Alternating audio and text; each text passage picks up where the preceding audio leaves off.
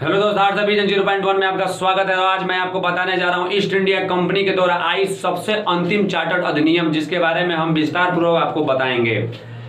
पहला पॉइंट, 1793 ईस्वी से लेकर 1853 के दौरान ब्रिटिश द्वारा पारित किए गए चार्टर्ड अधिनियमों में से श्रृंखला में से सबसे अंतिम चार्टर्ड अधिनियम था। यानी अगर कोई पूछे कि चार्टर्ड अधिनियम जितने आए थे तो उसमें सबसे आखिरी चार्टर्ड अधिनियम कौन है, तो बोलिएगा 1853।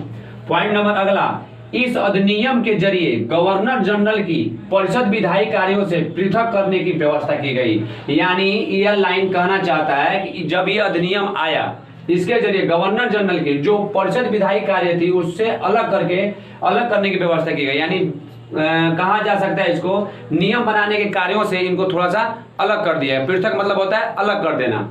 अगला पॉइंट, विधि निर्माण के लिए भारत के लिए अलग 12 सदस्यीय विधान परिषद की स्थापना की गई। यानी भारत के लिए इस अधिनियम के जरिए विधि निर्माण, यानी विधि मतलब कानून, यानी कानून व्यवस्था निर्माण करने के लिए भारत के लिए 12 सदस्यीय विधान परिषद की व्यवस्था की गई। पॉइंट नंबर अगला, विभिन्न क्षेत्रों एवं प्रांतों के प्रतिनिधियों को इसका सदस्य बनाकर सबसे पहले क्षेत्रीय प्रतिनिधित्व का सिद्धांत लागू किया गया। यानी यह पॉइंट कहना चाहता है कि जो 12 सदस्यीय विधान परिषद का स्थापना किया गया था, तो इन परिषद के सदस्यों को हमने कहां से चुना था?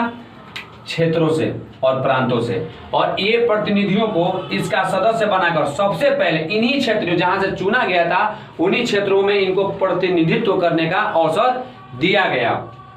पॉइंट नंबर अगला, गवर्नर जनरल की परिषद में 6 नए सदस्यों में से, यानी गवर्नर जनरल जो परिषद था उसमें 6 जो नए सदस्य थे उसमें से 4 का चुनाव बंगाल, मद्रास, मुंबई। इसे थोड़ा ध्यान से देखिएगा। गवर्नर जनरल की परिषद में जो 6 नए सदस्य आए जिसमें से 4 का चुनाव कहां से किया गया? बंगाल, मद्रास, मुंबई और आगरा के स्थानीय प्रांतीय सरकारों के द्वारा किया जाता था। यानी जो 4 सदस्यों का चुनाव होता था तो बंगाल से होता था, मद्रास, मुंबई और आगरा के स्थानीय प्रांतियों के सरकारों के द्वारा इसका चयन किया जाता था। पॉइंट नंबर अगला, विधान परिषद का मुख्य कार्य देश के लिए कानून बनाना था। यानी इनका मुख्य कार्य क्या था? देश के लिए विधि बनाना, यानी कानून बनाना था। लेकिन विधि को अधिनियम बनाने के लिए, यहां पे ध्यान दीजिए, विधान परिषद का मुख्य कार्य देश के लिए विधि यानी कानून, यहां विधि भी लिखा जा सकता है, बनाना था। लेकिन विधि को अधिनियम बनाने के लिए, यानी नियम को अधिनियम बनाने के लिए गवर्नर जनरल की अनुमति की आवश्यकता थी। अगला पॉइंट कहता है कि इस अधिनियम में कुछ प्रावधान थे जिसका विवरण इस प्रकार है। पहला, बंगाल के प्रशासनिक कार्यों के लिए पृथक लेफ्टिनेंट गवर्नर नियुक्त किया गया। यानी बंगाल के प्रशासन को संभालने के लिए, उसके कार्यों को संभालने के लिए एक अलग तरीके से, यानी अलग व्यवस्था किया गया जिसमें लेफ्टिनेंट गवर्नर नियुक्त किया गया। इनका काम था कि बंगाल के प्रशासनिक कार्यों को संभाले। पॉइंट नंबर अगला, विधि सदस्य के गवर्नर जनरल की परिषद का पूर्ण सदस्य बना दिया गया। यानी विधि सदस्य के गवर्नर जनरल को परिषद का पूर्ण सदस्य बना दिया गया, जो पहले नहीं था।